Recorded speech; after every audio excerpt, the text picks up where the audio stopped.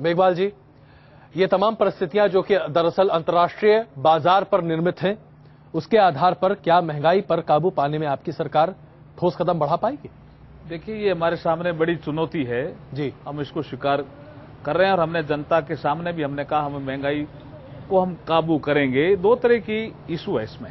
एक तो है खाद्य पदार्थों की महंगाई जी, जो बेतहाशा बढ़ी है यूपीए सेकंड के समय विशेष करके, उसका कोई कंट्रोल सिस्टम नहीं रह पाया, उसका जो मॉनिटरिंग सिस्टम ठीक नहीं रह पाया, तो कुछ तो हम इन हाउस हमारा मैनेजमेंट ठीक करेंगे। जी, दूसरा जो आपने अभी तेल की बात करी है, जी, मैं राजस्थान से आता हूं। जी, हमारे यहाँ बाड़मेर में तेल निकला है, लेकिन उसका जो प्रोसेसिंग, उस पे रिफाइनरी के इशू, इस पे जो पॉलिसी पैरालिसिस हुई गवर्नमेंट की, जिससे हम उस तेल का वो उपयोग नहीं कर पा रहे जो हमें करना चाहिए। सबसे बड़ी दिक्कत आज ये होगी कि आज उम्मीदों की सरकार है ये, और यही बात मोदी जी ने कही है। इसलिए हम कह रहे हैं, उम्मीद ये होगी कि मैं तो ये चाहूंगा कि परसों से मेरी कीमतें कम हो जाएं। हाँ, इसलिए हम और 2 हफ्ते बाद में पेट्रोल की जरा कम कीमत दूं। इसलिए हम कह रहे हैं कि हम जो हमारे पास जो इन हाउस जो हमारी कमियां, उसको हम तुरंत दूर करेंगे, मॉनिटरिंग सिस्टम ठीक करके जी, और उसके बाद जो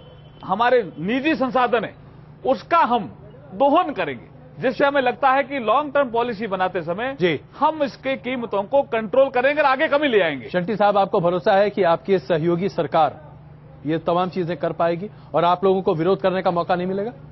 सबसे बड़ी बात यह है कि मोदी जी ने कहीं भी किसी प्रकार का झूठा वायदा नहीं किया है और पूरी दुनिया को पता है कि मोदी जी की कथनी और करनी में फर्क नहीं है।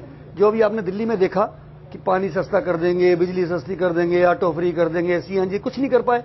समय भी बहुत जल्दी उन्होंने करने की कोशिश की हड़क पड़क में, लेकिन मोदी जी के एक्सपीरियंस को देखते हुए आज जनता को विश्वास है, पूरे मुल्क को विश्वास है, सारी पार्टियों को विश्वास है कि आने वाला समय मोदी जी इस देश के लिए अच्छा लाने वाले हैं। महंगाई से भी बड़ा मुद्दा है भ्रष्टाचार का, उसको खत्म करके महंगाई को हम उस पर भी आएंगे। शहजाद जी, मुझे लगता है कि मोदी जी की सबसे बड़ी चुनौती उनका यही स्लोगन रहेगा कि अच्छे दिन आने वाले हैं। इसलिए रहेगा कि जनता की मेहरबानी से देखिए ये लोग पहुंच जाएंगे, सत्ता की मलाई तो जरूर खाएंगे, इनको मुबारक है, पर आपके जो मुद्दे हैं उसको कैसे ठीक कर पाते? दो मलाई नहीं खाएंगे, सेवा करेंगे हम। चलिए, आप वो तो जनता बताएगी आपको। 5 साल का समय दीजिए, 5 साल का समय। मैं मुद्दों की बात करता हूँ, मैं मुद्दों की बात करता हूँ। हमारी विश्वसनीयता खो गई है, आप हमारी बात मत लीजिए, आप मुद्दों की बात लीजिए। 2 मुद्दे हैं। ये कहते हैं प्राइस राइज, ये हमसे तो 100 दिन में मांगते थे, अब इन्होंने 5 साल का एजेंडा गिनवा दिया। मुझे पूरा करने दीजिए। क्या मोदी जी ने प्याज के दाम 100 रुपए किलो गुजरात में और मध्य प्रदेश में नहीं थे? दिल्ली में थे तो वहां पे भी नहीं थे शहजाद जी। तो मैं आपसे कहता हूं, मैं आपको संशोधित कर दूं, वहां नहीं थे, मध्य प्रदेश में नहीं थे, आप मध्य प्रदेश में नहीं थे, गुजरात में नहीं थे। एक बात बता दूं, दिल्ली में 100 रुपए किलो था। नहीं, आप 125 था तो ज्यादा था। दिल्ली में 125 रुपए किलो था, और गुजरात में अधिकतम। सुनिए, अगर आप मुझे फैक्चुअल उस पर ये करेंगे तो मैं आपको फैक्चुअल पर आपने कहा तो मैं उसी का गिनवा। आपने प्याज की कीमत कही ना, मैं आपसे कहता हूं 125 रुपए किलो दिल्ली में प्याज बिका और गुजरात में अधिकतम कीमत 60 रुपए प्रति किलो। बताइए, ये बात गलत है, क्योंकि मैं खुद गुजरात से हूं और यदि इस पे कोई भी अगर आपको संदेह हो तो आप इंटरनेट के माध्यम से प्लीज जाके पता कर दीजिए। मध्य प्रदेश में सारी मंडियों में प्याज के जो बोनी थी वो पड़ी रहती थी और वो हिलती नहीं थी दिल्ली तक। दूसरी बात चलो मैं एक और दूसरी बात कहता हूं। भ्रष्टाचार के मामले में, हम पहले महंगाई पे आइए। नहीं, आप कहते हैं कि आप नहीं कर पाए, ये भी नहीं कर पाएंगे। नहीं, मैं ये नहीं कह रहा। मैं कह रहा हूं कि जो हमारी जो चीजें थी उनको तो ये लोग कभी नहीं समझ पाए कि राज्य सरकारों की भी आपकी मजबूरी नहीं समझते ये, पर ये लोग अपनी मजबूरी जो है अब इनको जनता पूछेगी कि ये मजबूरी है, जब हमारी थी तो हम जवाब देंगे जनता को। तो आप देख लीजिए, मैं आपसे यही कह रहा हूं कि सतर्क रहिएगा। अभी हम क्या कहें, इससे आने वाले समय में आपको पता चल जाएगा। सिंह साहब। अजय जी, मोदी या बीजेपी को जो वोट मिले हैं 17 करोड़ 20 लाख जी, वो मोदी के 4 प्लस पॉइंट उनकी पर्सनालिटी में थे। Able administrator, good developer, zero tolerance against corruption and no terrorism. ये 4 पे 56 इंची छाती वगैरह। महंगाई पे क्या? हाँ, मैं इसी पे आ रहा हूं। महंगाई, आप गौर कीजिए, महंगाई जो फूड ग्रेन की बढ़ी है इस देश में, अभी 3 महीना पहले 82 मिलियन टन अनाज था। सरकार के पास सिर्फ 32 मिलियन टन रखने का था, बाकी 50 मिलियन टन सड़कों पे चूहे खा रहे थे या एफसीआई के अफसर नुमा चूहे खा रहे थे। हकीकत ये था कि अगर आप गोदाम बनवा देते तो डिस्ट्रीब्यूशन कर सकते थे, बहुत आसानी से। 5 साल में गोदाम नहीं बनवा पाएंगे शायद। नहीं, यही कह रहे हैं, इसमें रॉकेट साइंस नहीं चाहिए। नरेंद्र मोदी जी के लिए बहुत आसान होगा कि सबसे पहले तो ये गोदाम बनवाएं, उनको रखें, क्योंकि इस साल रिकॉर्ड प्रोडक्शन होने जा रहा है। बहुत आसान होगा अगर सिर्फ करप्शन को रोक दे तो इसी डिलीवरी के प्रोडक्ट। सिंह साहब, एक आम आदमी की भाषा में अगर ये सवाल आप सबों के सामने बहुत सिंपल सा, हम सब ये उम्मीद करते हैं कि अभी एक जादू होने वाला है और उस जादू के पिटारे से निकलेगा कि पेट्रोल की कीमत 75 रुपए से घटकर 60 रुपए हो गई। पेट्रोल इंटरनेशनली कनेक्टेड है। सुनिए, नहीं, मैं आम आदमी की उम्मीदों को आपके सामने रख रहा हूं। हम ये उम्मीद करेंगे कि पेट्रोल जो है 75 से 60 रुपए पे हो गया।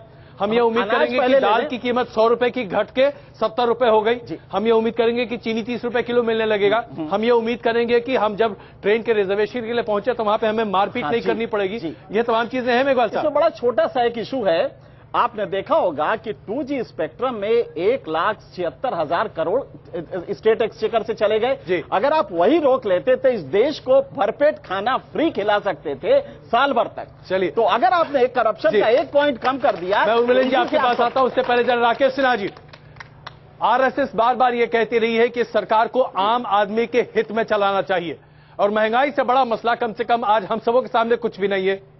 क्या आपको लगता है कि अगले 1 साल में भी महंगाई नामक इस दानव से हमें छुटकारा मिल सकता है? अजय जी, एक बहुत महत्वपूर्ण प्रश्न यह है कि ये महंगाई, बेरोजगारी, ये दोनों बातें किस बात की प्रतीक हैं? जब अर्थव्यवस्था का फंडामेंटल्स कमजोर होगा तो ये चीजें उसका प्रतिरूप हैं। अजय जी, एक बहुत महत्वपूर्ण प्रश्न यह है कि ये महंगाई, बेरोजगारी, ये दोनों बातें किस बात की प्रतीक हैं? जब अर्थव्यवस्था का फंडामेंटल्स कमजोर होगा तो ये चीजें उसका प्रतिरूप हैं। आज नरेंद्र मोदी जी ने एक बहुत महत्वपूर्ण बात कही है कि हम 100 दिनों का वादा नहीं करते, हम 5 साल में रिपोर्ट कार्ड लेकर आएंगे। देखिए, 2 बाइफोकल है। एक इमीडिएट चैलेंजेस है जो निश्चित रूप से महंगाई को कम करना, लेकिन अल्टीमेट चैलेंज है देश की फंडामेंटल्स को मजबूत करना। एक उसका उदाहरण दूंगा कि आज देश में जो वर्कफोर्स है, जो नौजवान काम कर रहे हैं, जो लोग काम कर रहे हैं, उससे सिर्फ 21% लोगों को रेगुलर सैलरी मिल रही है। जो इनफॉर्मल बेरोजगारी है, अनौपचारिक बेरोजगारी इस देश में बहुत अधिक है। आज सबसे बड़ी चुनौती है जो नौजवान कॉलेज में पढ़ रहे हैं, उन्हें मालूम नहीं है कि जितनी पढ़ाई उन्होंने की उनके क्षमता के अनुकूल उनको रोजगार मिलेगा, राकेश सैलरी मिलेगी। देखिए, एक बहुत बुनियादी सवाल है यहाँ पर, महत्वपूर्ण सबसे बड़ी बहुत बुनियादी सवाल है राकेश जी। देखिए, हम सब लोग शायद परिस्थितियों को बहुत बेहतर तरीके से समझते हैं, इसलिए हम भारतीय जनता पार्टी की अगुवाई वाली इस सरकार से शायद 5 साल बाद हिसाब मांगे। लेकिन जब सड़क पर चलता हुआ आदमी 15 रुपए का एक खीरा खरीदता है तो उसके दिमाग में एक ही बात आती है, क्या मैं इसको 5 रुपए में नहीं खरीद सकता?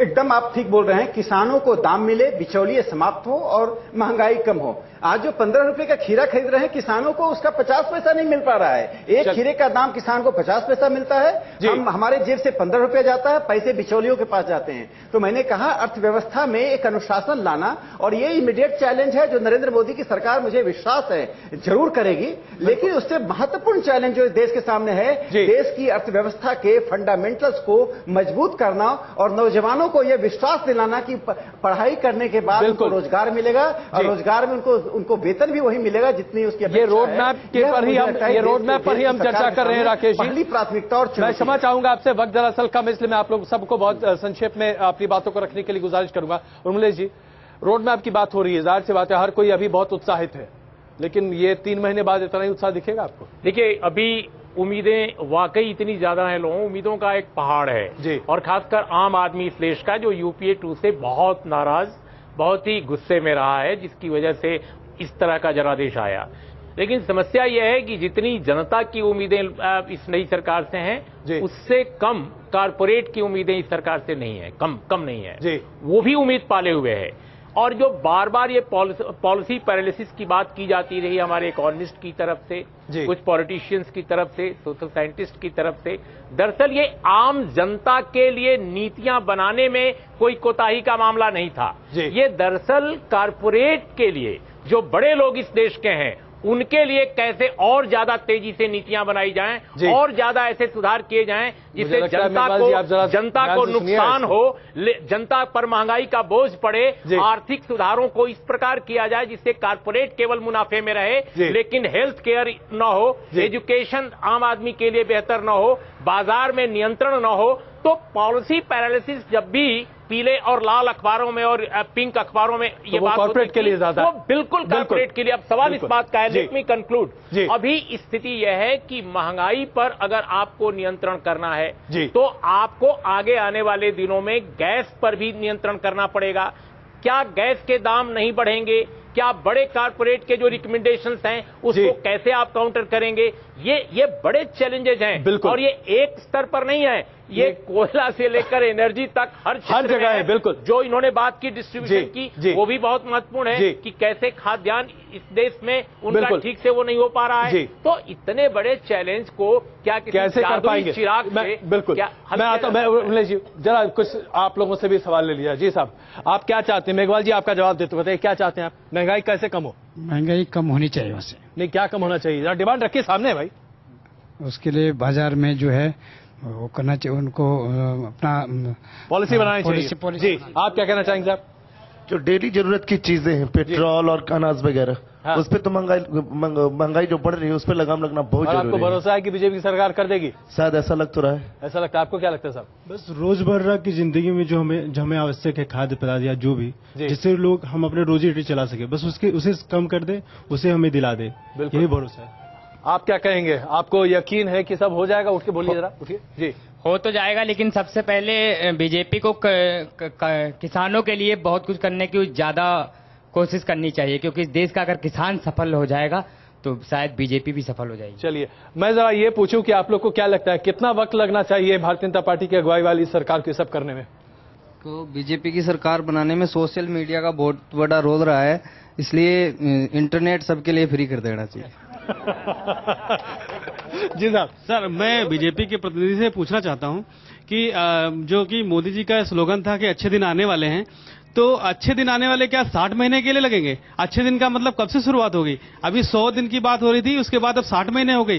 60 महीने देखने का वक्त है, तो जनता कहां तक देखेगी? वो तो त्रस्त है इस तरीके। बिल्कुल। मेघवाल जी, अच्छे दिन कब आएंगे सर? हम लोग बड़ा इंतजार कर रहे हैं। देखिए, मोदी जी ने जो सेंट्रल हॉल में भाषण दिया जी, अभी कॉरपोरेट की ये बात कर रहे थे जी, उनके सेंट्रल हॉल के भाषण में गरीबों के लिए समर्पित नहीं था वो उनका सोच।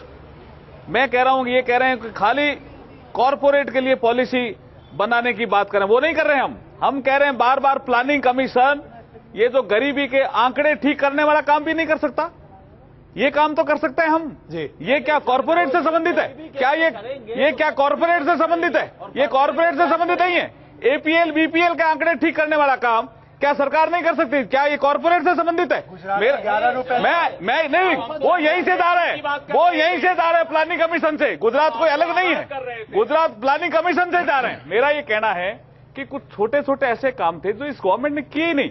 एपीएल बीपीएल का तो एक पैरामीटर तय करने का मैंने लोकसभा में बोला था। अच्छा, मैंने लोकसभा में बोला आप एक काम कर दीजिए कि जिसका कच्चा मकान है उसको बीपीएल मान दीजिए, कोई निर्णय नहीं कर पाए। पहली बात कॉर्पोरेट की बात, मेघवाल साहब को मैं थोड़ा कॉर्पोरेट की बात कर रहे हैं, एक स्पष्ट कर दूं बात। पहली चीज, जब मैं पॉलिसी पैरालिसिस की बात कर रहा था तो यूपीए 2 जिसकी वजह से आप आए हैं, जिसके कुशासन के कारण, उसकी बात कर रहा था, पहली बात। दूसरी बात कि आप सब्सिडी की बात कर रहे हैं। देखिए, जब जनता के लिए आप महंगाई कम करेंगे, जब उसको सस्ती चीजें देंगे, आप उसको सब्सिडी देंगे, कारपोरेट कहेगा ये सब्सिडी जनता को क्यों दे रहे हैं? हो जाएगा। बैलेंस बनाएंगे, आप बैलेंस बनाएंगे, जनता को सुविधा देंगे। मैं ये चर्चा हमें खत्म करनी पड़ी समय की कमी की वजह से। मैं क्षमा चाहूंगा आपसे, प्लीज क्षमा चाहूंगा। यही हाल कांग्रेस का है, हमें तो मौका ही नहीं मिला। अब आप मौका खो चुके, क्या करें? 10 साल आपको मौका दिया था, 10 साल मौका दिया सर, 10 साल मौका दिया आपको। इस बार 5 साल तो आपको प्रधानमंत्री जी बोल रहे हैं, लेकिन एक बार बता दीजिए, मुझे लगता है एक बार बता दीजिए, अच्छे दिन कब से आ रहे हैं? अभी विपक्ष का मौका आने वाले हैं। हम जो मंत्रिमंडल बनाएंगे, मीडिया बनाएंगे, इतना प्रोफेशनल बनाएंगे, ये गलत बात है। अच्छे दिन तुरंत आने वाले हैं। अब ये तुरंत कितना लंबा है ये आप तय करेंगे, क्योंकि 5 साल के लिए सरकार आपने चुनी है। बने रहिए हमारे साथ, खबरों का सिलसिला जारी है। वापस आते हैं।